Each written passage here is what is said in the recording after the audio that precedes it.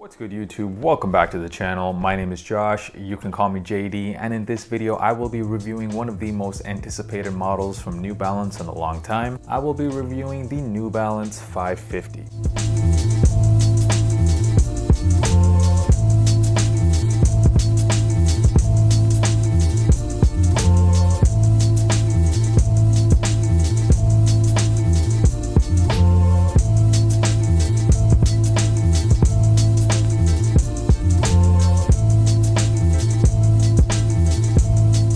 What up guys, welcome back to the channel. So in this video I will be breaking down the shoe. I'll be talking about how this general release version is different from the original Million d'Or collab version. We'll talk about comfort, sizing, resale predictions as well, and of course I will be giving you guys that on-feet look, so make sure you stick around until the end of the video. So the New Balance 550. So the first time we saw this model recently was last year when we had the Million d'Or collab. There were 4 different original colorways that dropped, and that turned out to be one of the most hype releases of the year, one of the most popular releases of the year. You can just have a look at the resale prices of those 4 colorways right now. They are very high. And after that successful initial release, New Balance is going to be dropping a lot of colorways in the upcoming year. We've seen a preview already of all of the potential upcoming colorways. The first 2 that dropped was this red pair and also the one I have in my hands, this royal blue looking pair. They have so far dropped in very select countries, like only about 5 or 6. They haven't even released in North America yet,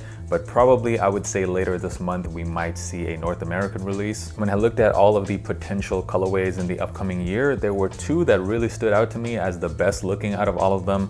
One was this yellow pair and the other one is the blue one that I have right here. This is not a brand new model from New Balance. In fact, this sneaker actually is a retro. The first time it released was back in 1989, and it was originally supposed to be a basketball sneaker, which is pretty funny because I can't picture anyone nowadays wearing this to play basketball. The reason why this sneaker has proven to be so popular with people, and not just sneakerheads, even the general public, is because of how simple and clean the shoe is. It's a very easy to wear type of shoe. For me, one of the reasons I like it a lot is because it reminds me a lot of the LV Trainer, that Louis Vuitton shoe that I personally wanted to cop, but I didn't want to pay $1,000 for it.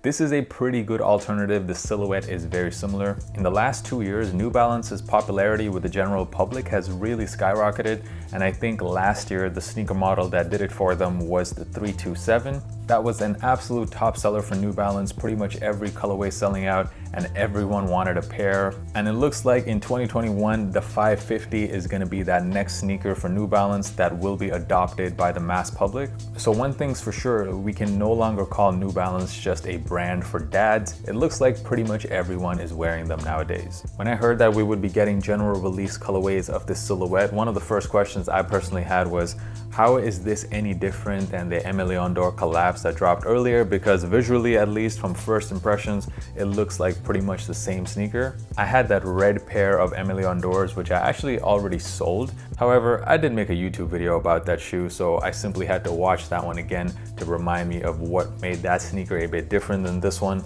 And after getting this in hand, I will say there definitely are some differences. The most notable difference to me is definitely on the midsole. We get a white midsole here. All of the Million d'Or pairs had that yellowed out midsole. We get this N logo here on both sides of the shoe. This time it's made out of the smooth leather. The Million d'Or pairs, they had that cracked leather look. Leather quality for a mass GR produced type of sneaker I think is pretty decent.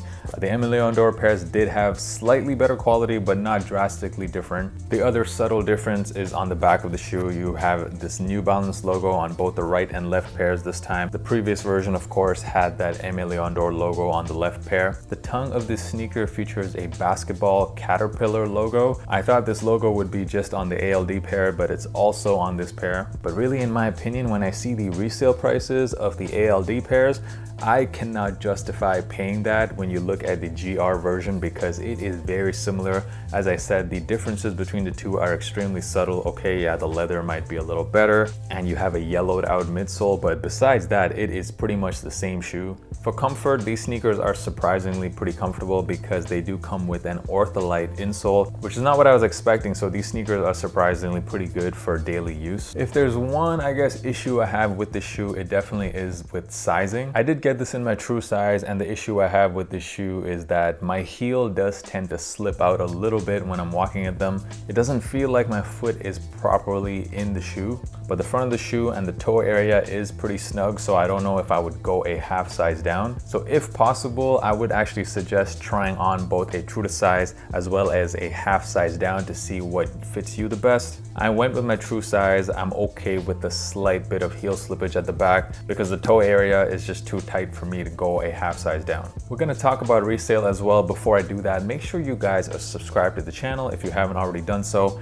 I am dropping a ton of sneaker reviews, sneaker resale videos, how to style sneakers, all that good stuff. So make sure you guys are subscribed and give this video a like if you found it useful. Getting into resale. So for this colorway, the blue one, as well as that other pair, the red version, there is a bit of resale in most sizes. However, I don't really expect that to last too long because these sneakers haven't even been released worldwide yet. And because there's going to be a ton of future colorways coming up, I actually don't suggest copying these shoes just to resell them. These initial colorways, yeah, but future colorways, I don't think that's such a great idea. We saw it last year when the 327s released. The initial colorways, like the gray pair, they did have some resale to them, but then all future colorways after that pretty much had no resale. Some of them even went on sale. And I expect something very similar happening with the 550s. The initial two colorways might have a little bit of resale if you sell locally. However, I don't think these are sneakers I would be investing in, and I also don't think future colorways are gonna have much resale. What are my thoughts on this sneaker? Is it a cop or a drop? I think salute to New Balance once again. 2 years in a row now, they've hit it out at the park with their general release new silhouettes. You just know that this sneaker is going to be one of the most popular sneakers this year, and you can totally see why. This is just a silhouette that is difficult to fault. It looks really good with anything. It's just super easy to style. It looks great. It has a bit of hype to them. In my opinion, just a great sneaker overall. These, to me, are definitely a cop.